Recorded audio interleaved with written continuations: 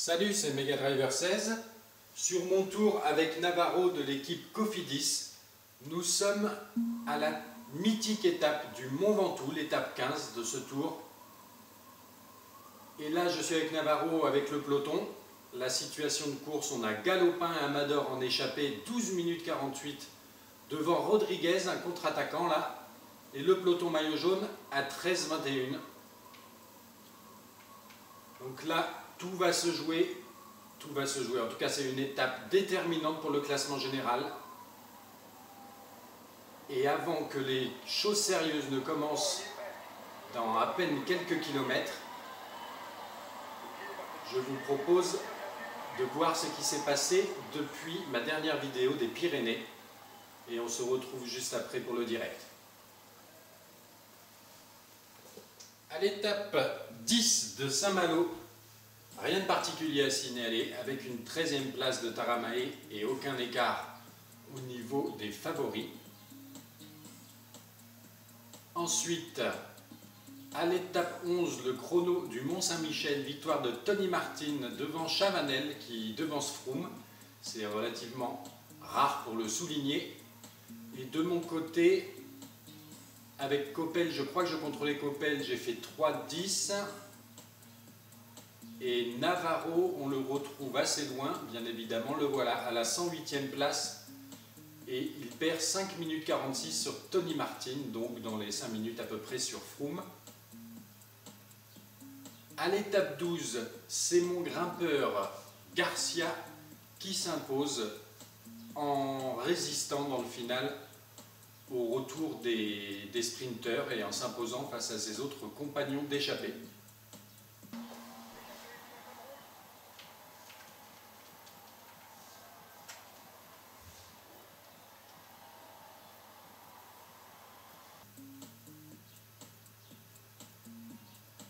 À l'étape 13, c'est une victoire de mon puncher Taramae qui s'impose dans le groupe d'échappée au prix d'une lutte assez dure face à des spécialistes comme Gasparotto et Yvert.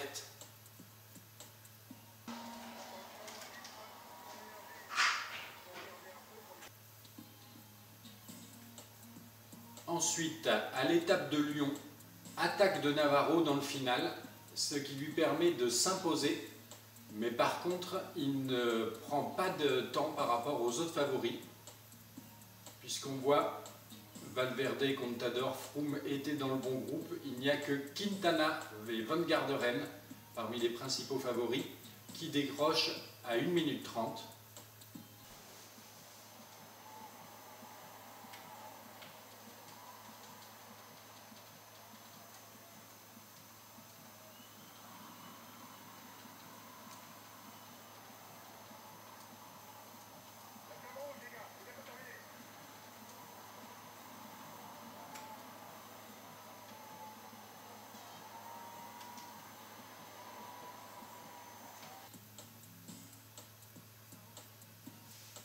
Et on se retrouve tout de suite pour le direct au Mont Ventoux avec le général qui est le suivant. Navarro toujours en tête, 6 minutes 43 devant son coéquipier Taramae et 11 minutes 37 devant Froome. Retour au direct. Nous voici de retour au direct avec Navarro qui est pas très bien placé là dans le peloton. J'ai demandé à tous mes coéquipiers de rouler très fort, mais ils n'arrivent pas à se positionner à l'avant. Et à Taramae de me protéger, ce qu'il est en train de faire là.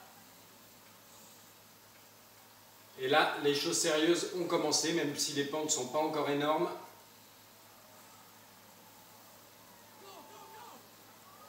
C'est maintenant que mes coéquipiers se décident à bouger, là, on dirait. En tout cas, je ne sais pas combien a fait Navarro dans la réalité à cette étape du Mont Ventoux remportée par Froome. Mais il n'a pas dû être trop mauvais non plus, puisque au final, il est quand même dans le top 10 du classement général à Paris. Alors là, il y en a qui n'en peuvent plus déjà. Roras, ben c'est un sprinter, c'est normal. Et là, à mon avis, ça s'est échappé devant là. On a toujours Rodriguez, le peloton qui ne fait plus que 79 unités. C'est pas beaucoup, hein. Allez Taramae, il faut continuer à me protéger. Là, mes coéquipiers vont lâcher les uns après les autres, puisque j'ai pas vraiment de gros grimpeurs, hein, à part Navarro et ses 76 en montagne.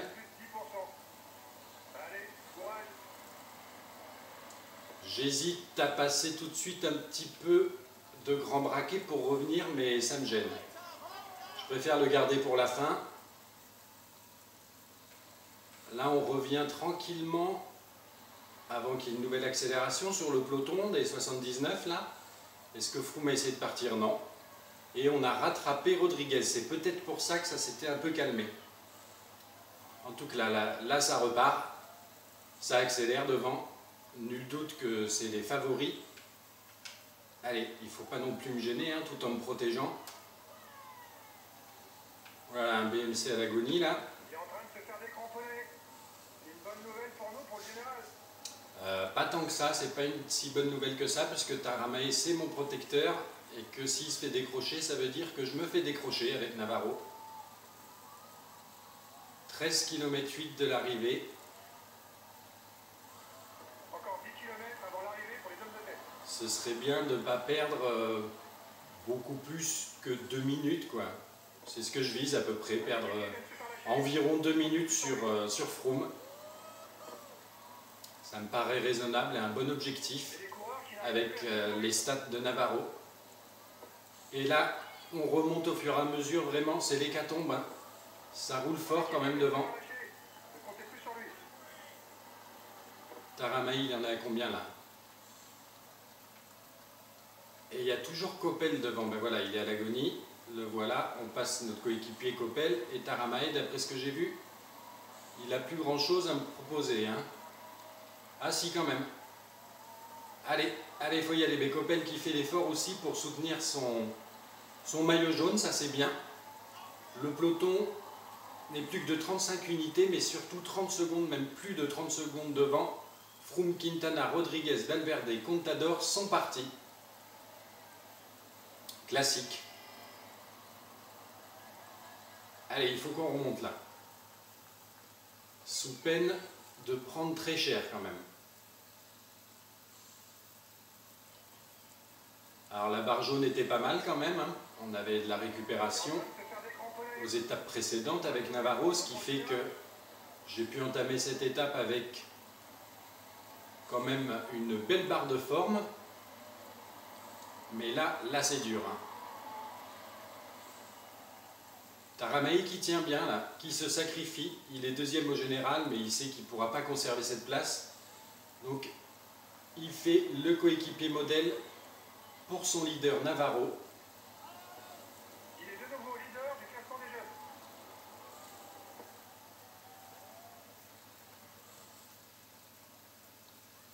Et ce Mont Ventoux vraiment qui est terrible au niveau de la sélection. Tout le monde craque au fur et à mesure. Et seuls les plus forts restent à l'avant. Là je pense qu'on arrive sur un groupe de coureurs pas mauvais, hein, 10 km du sommet, de l'arrivée. Là, suivant les maillots que je vois devant, je pense qu'il y a du beau monde quand même.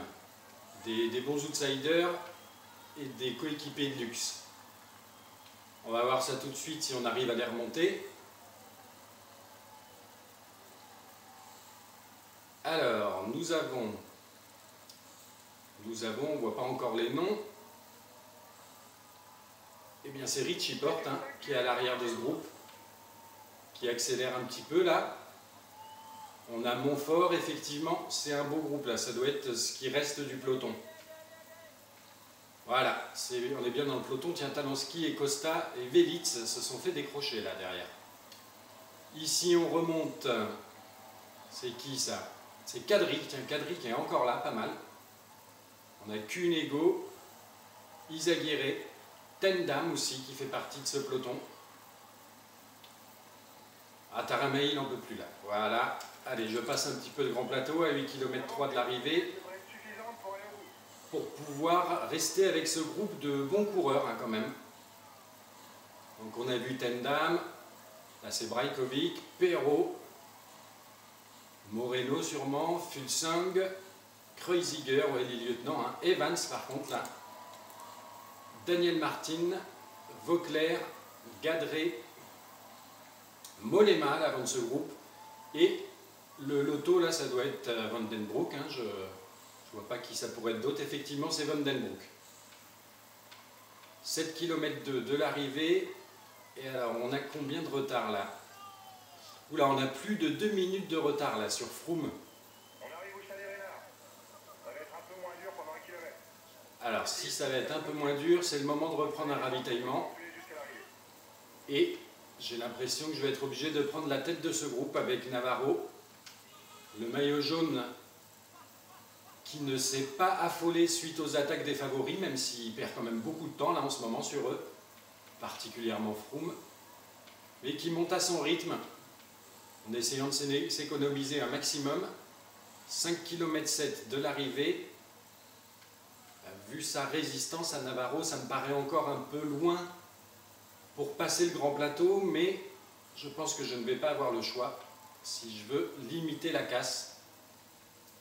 Allez, on est passé à 5 km, grand plateau pour Navarro, ça y est, le maillot jaune fournit son effort et on remonte sur un groupe composé d'Andy Schleck sûrement, Nieve je suppose, et Pinot je crois à l'avant que j'avais vu, non c'est Van Garderen, le porteur du maillot blanc.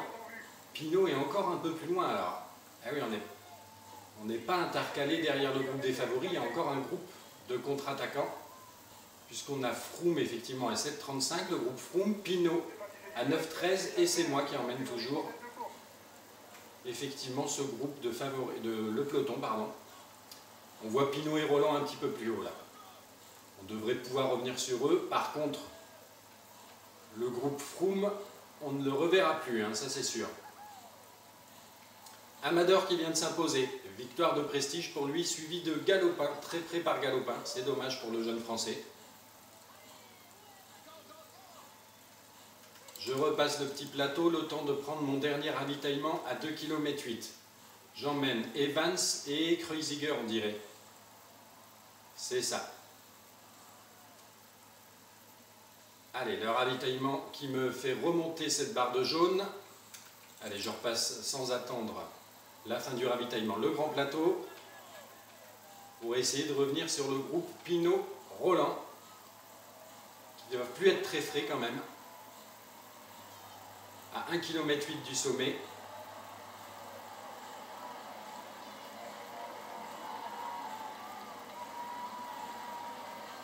Et ils n'ont pas l'air si loin que ça finalement, le groupe de Froome là. Allez, Navarro qui a lâché Evans et Kreuziger, hein. En grand plateau, à la pédale là, et qui revient sur le groupe des deux jeunes Français là, talentueux grimpeurs que sont Pinot et Roland. Ils ne vont pas tarder à sprinter, je pense. En tout cas, à son rythme, même s'il a mis du grand braquet à partir des 5 km, Navarro qui fait quand même une belle ascension. Roland qui sprint mais qui n'en peut plus là. Finalement, je vais même le doubler et terminer en danseuse cette ascension du Mont Ventoux à la 8e place, avec effectivement 2 minutes de perdu sur Froome. Et voilà le maillot jaune qui s'est quand même bien battu sur cette terrible ascension du Mont Chauve, avec la victoire d'Amador, Froome 3e et Navarro 8e de cette étape, qui perd donc 2 minutes environ sur Froome. On va voir ce que ça donne au niveau des classements. Je crois que j'avais 11 et quelques d'avance, je dois avoir 9 maintenant. Donc si on regarde rapidement les résultats de l'étape, on voit bien que derrière les deux échappés, Froome est le premier des favoris à 6,35, suivi par Quintana à 6,44. Et après 4 Espagnols, Valverde, Rodriguez, Contador et Navarro 8e, donc à 8,36. C'est ça, on perd 2 minutes 01 sur Froome. Les deux jeunes Français, Roland et Pinot, qui complètent le top 10. au niveau du général, ça nous donne donc Navarro qui conserve 9 minutes 36 d'avance sur Froome, Valverde 3e à 10,47, Taramae qui a résisté de manière honnête quand même, hein. Il est à 14,13, 4e, et Contador 5e à 14,16. Bon, ça ne va pas tenir, hein, c'est sûr. En tout cas, l'essentiel, c'est Navarro qui s'est quand même bien défendu. Je vous donne rendez-vous pour la suite de mon tour.